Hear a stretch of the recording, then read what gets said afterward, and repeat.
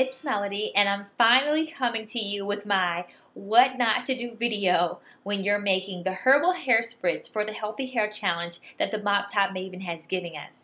And so I've already posted my video on the correct way to make this herbal hair spritz, and I've already posted a video, which is my week 3 of the healthy hair challenge, talking about the great properties that this herbal hair spritz has and how much I love it. So if you want to know more information on the hair spritz, just check out the other 2 videos.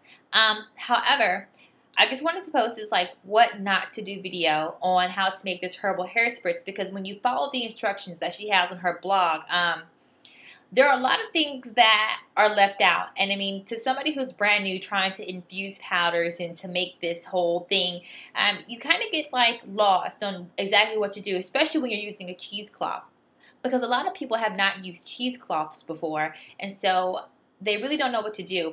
And I guess the main purpose of cheesecloths are to help you like when you say you're like squeezing a lemon or an orange and you don't want any seeds or anything to get in it. This is the best way that you can get all the juices out and like not get any of the pulp or the seeds or anything. So the same thing goes for when you're using it with the powders. It's basically just a way for you to be able to get all the liquid that has been infused out of it and not getting of the grit that's left from the powders. So anyway, so basically here's my setup, and I'm just going to show you guys pictures as I go along. So here's the setup.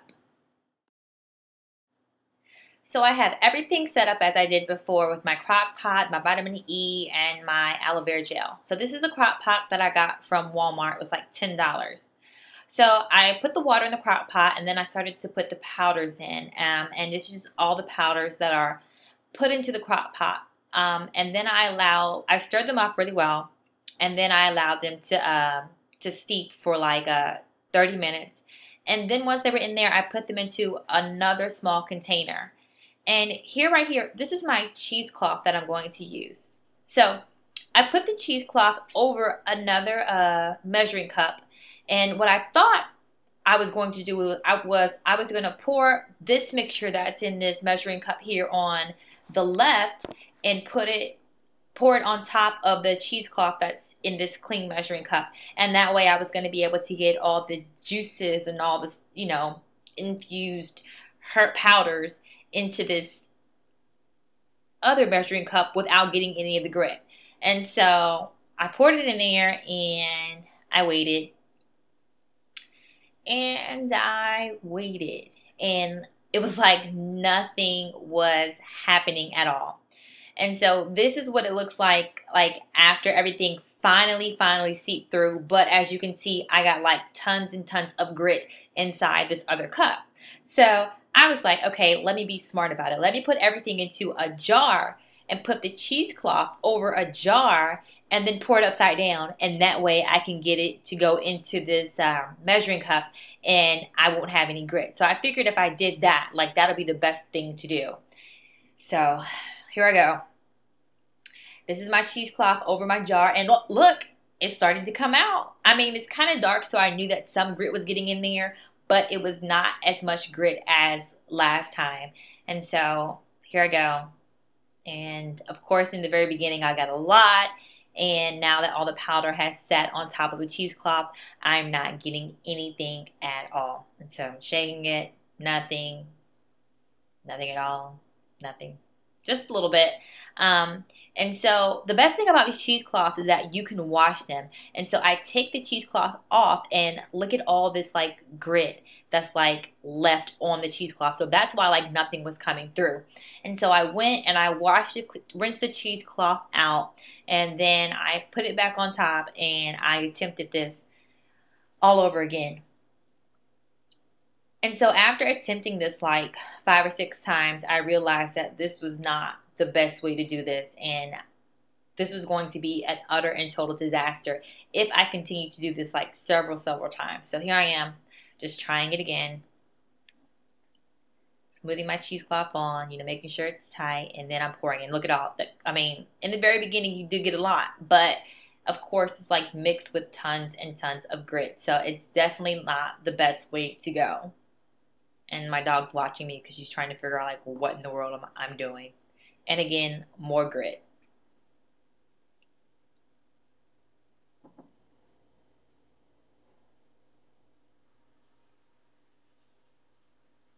So I go to wash that cheesecloth to rinse it off, and then I try this again. And I mean, since this is my what not to do video, you realize it doesn't work.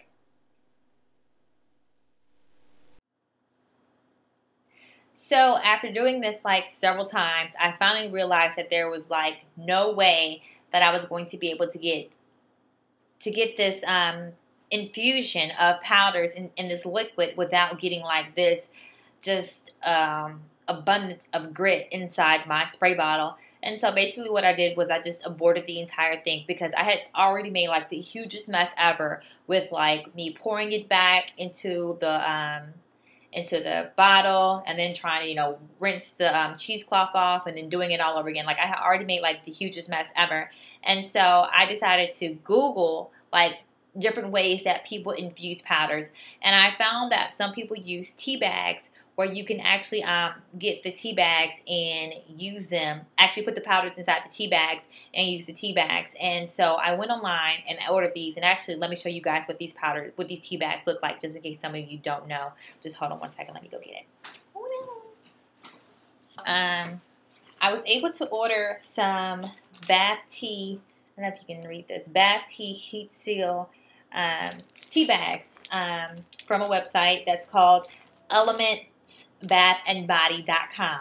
So I ordered these tea bags, and they're just little individual tea bags that you, where is that? So it's on this side. So you just fill them up with your powders.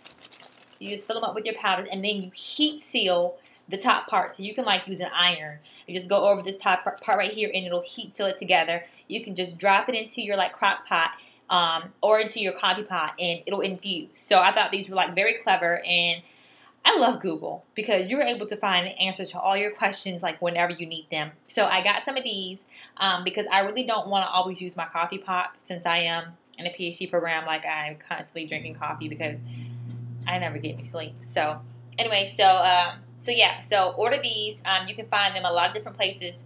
I love them. They're awesome. So yeah. So basically that's like my what not to do video. My advice to everybody else doing this is to definitely like just, I guess, Google other people doing it. There are probably tons and tons of other people on YouTube that are doing it. I mean, I thought that it was going to be easy to follow the directions, but then when I put the first the first 2 tablespoons of the hibiscus petal powder into the crock pot, I realized then that there was going to be a problem. And I was trying my best to figure out how I was going to get this grit, how I was going to be able to get the infusion and leave the grit behind. And since I had never used cheesecloths before, I figured it was going to be kind of easy, but it's definitely not. And it's not worth the hassle or like the pain. So I advise you guys just to get these little tea bags here, or to use my method that that I saw some other people do, where I just use the coffee filters and the coffee pot. And the spray is awesome. I did put some fragrance oil in it once I finally did make it, and it smells wonderful. It works with my hair. I put some on my hair today. I went out. This is just like a one-day-old twist out that I'm doing, and that I did before I twist it back down again, because I don't wear my hair out right now because I'm doing a workout challenge with some people, and I sweat from my scalp. That's a totally different story. But anyway, so hope you guys thought this video was informative, and I ask you just, if you have any questions, just let me know, and thanks for viewing. Bye.